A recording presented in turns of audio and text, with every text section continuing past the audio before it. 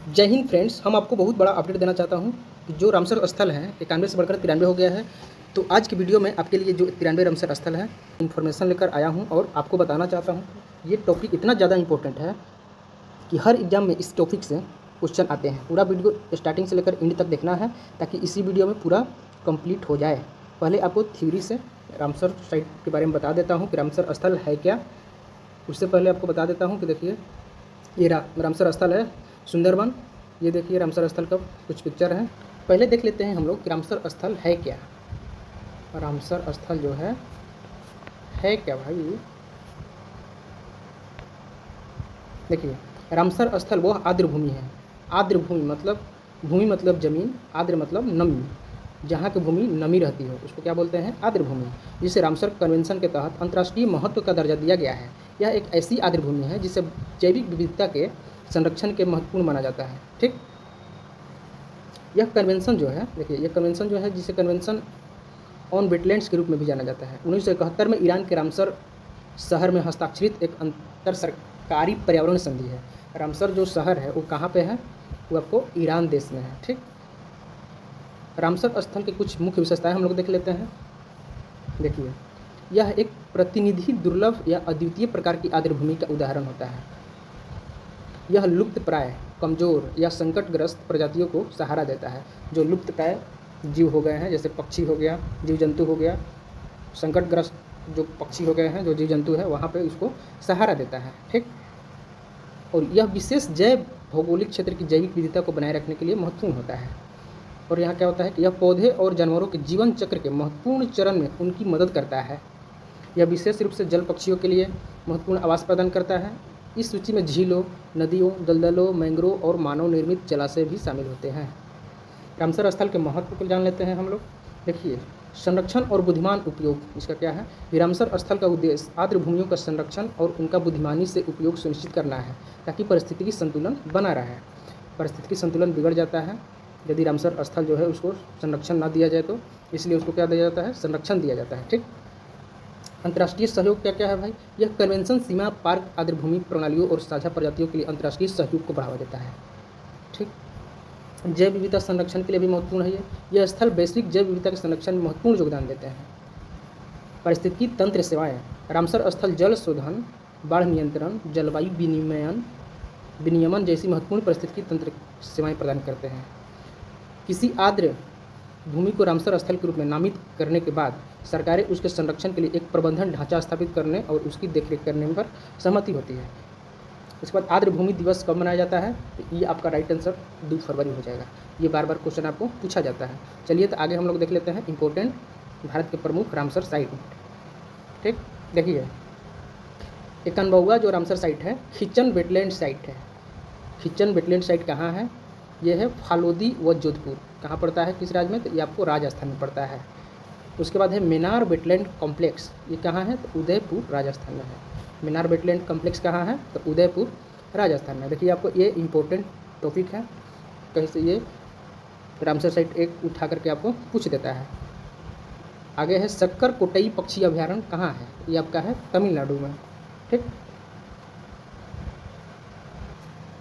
उसके बाद उधवा झील, देखिए झारखंड का पहला रामसर साइट है।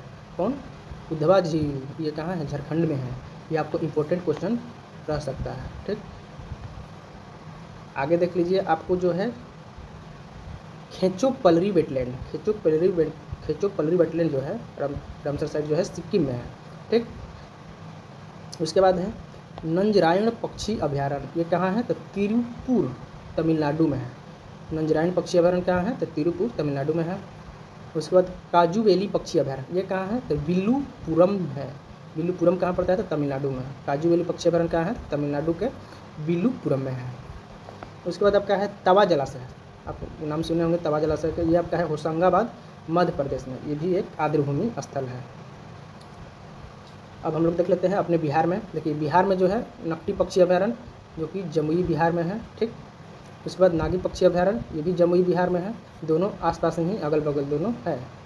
ठीक, उसके बाद फिलहाल में जो नया बना हुआ है बक्सर झील, जिसको गोकुल जलाशय बोला जाता है, ये आपका बक्सर बिहार में है। और उदयपुर झील जो है ये 93 हुआ। पश्चिम चंपारण में है, ये आपका बिहार में है। ये जो है दोनों नए रामसर साइट बने हैं, ठीक। उसके बाद है आपको मगादी केरे संरक्षण रिजर्व, ये कहाँ है? तो कर्नाटक में है। मगादी केरे संरक्षण रिजर्व रामसर साइट कहाँ है? तो ये आपका है कर्नाटक में। उसके बाद है Longwood solar reserve, Longwood solar reserve one जो है आपको है तमिलनाडु में, ठीक। उसके बाद है कारावेट्टी अभयारण्य, कारावेट्टी अभयारण्य भी है तमिलनाडु में। सबसे ज़्यादा आपको तमिलनाडु में ही रामसर साइट देखने को मिलता है, ठीक। उसके बाद है अंक समुद्र पक्षी संरक्षण रिजर्व, ये है कर्नाटक में। अंक समुद्र पक्षी अभयारण्य कहाँ है? ये आपका है कर्नाटक में। उसके बाद है अधनासिनी एस्चुअरी, अधनासिनी एस्चुअरी कहाँ है? ये भी है कर्नाटक में। सालबुग आर्द्रभूमि संरक्षण रिजर्व कहाँ है? जम्मू कश्मीर में है। सालबुग आर्द्रभूमि संरक्षण रिजर्व कहाँ है? ये है जम्मू कश्मीर में। उसके बाद है हाइगम आर्द्रभूमि संरक्षण रिजर्व, ये भी आपको क्या है? जम्मू कश्मीर में है। कहाँ है आपको? जम्मू कश्मीर। ठाणे क्रीक, ठाणे क्रीक आर्द्रभूमि कहाँ है? तो महाराष्ट्र में है। उसके बाद कांजीरकुलम पक्षी अभयारण्य, कांजीरकुलम पक्षी अभयारण्य जो है ये भी आपको तमिलनाडु में है। बुडवूर पक्षी अभयारण्य तमिलनाडु में है। बुडवूर पक्षी अभयारण्य कहाँ है? तमिलनाडु में है। उसके बाद सुचिंद्रम थेरूर आर्द्रभूमि कॉम्प्लेक्स कहाँ है? ये तमिलनाडु में है। चित्रागुड़ी पक्षी अभयारण्य कहाँ है? तमिलनाडु में। हम आपको बोले कि तमिलनाडु में सबसे ज़्यादा आर्द्रभूमि स्थल देखने को मिलता है। आगे हम लोग देख लेते हैं यशवंत सागर मध्य प्रदेश में है। यशवंत सागर आर्द्रभूमि स्थल कहाँ है? ये आपको है मध्य प्रदेश में। उसके बाद है अनसुपा झील, अनसुपा झील कहाँ है? उड़ीसा में है। हीराकुंड जलाशय कहाँ है? उड़ीसा में है। तम्पारा झील कहाँ है? उड़ीसा में है। रंगनाथिट्टू, रंगनाथिट्टू जलाशय कहाँ है? कर्नाटक में है, जो कि रामसर साइट है। उसके बाद नंदा लेक, नंदा लेक जो है आपको गोवा में है। इसको आपको VVI मान के चलना है, ये पूछ सकता है। नंदा लेक कहाँ है? गोवा में है। सतकुसिया गर्ज, सतकुसिया गर्ज आर्द्रभूमि स्थल कहाँ है? उड़ीसा में है, ठीक। उसके बाद वेम्बानूर आर्द्रभूमि कॉम्प्लेक्स, वेम्बानूर आर्द्रभूमि कॉम्प्लेक्स जो है तमिलनाडु में है। उसके बाद जो है वेल्लोर पक्षी अभयारण्य कहाँ है? तमिलनाडु में है। ये भी आपको VVI रहने वाला है, इसको आपको ध्यान में रखना है।